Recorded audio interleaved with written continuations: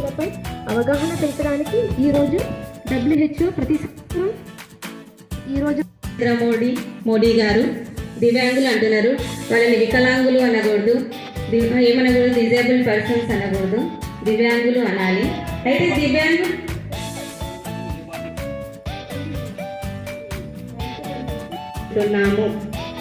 అంటే ఇక్కడ చూడండి 1992 నుంచి దీన్ని డిజేబుల్ మనం చేస్తూ వస్తున్నాము.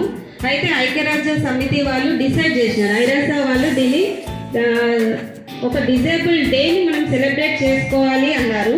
అంటే ఎందుకంటే ప్రతి దానికి ఒక దినంగా మనం జరుపుకుంటున్నాము.